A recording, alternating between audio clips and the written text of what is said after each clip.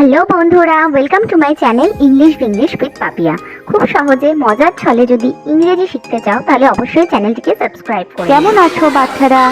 আজকে আমি তোমাদের হোমোফোনস সম্বন্ধে কিছু কথা বলবো।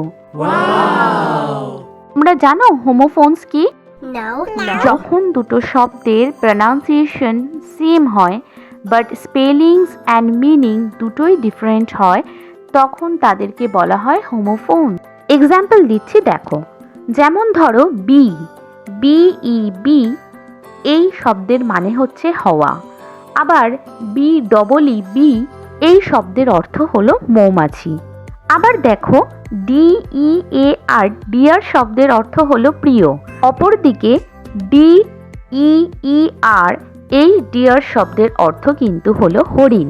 এরকম অজস্র উদাহরণ আছে, যেমন PALE এই পেল শব্দের অর্থ হলো ফ্যাকাশে, আবার PAIL এই পেল শব্দের অর্থ কিন্তু বালতি। আবার দেখো SAIL সেল শব্দের অর্থ হলো নৌকার পাল, অপরদিকে SALE এই সেল শব্দের অর্থ হলো বিক্রয়। হলো না কত মজাদার?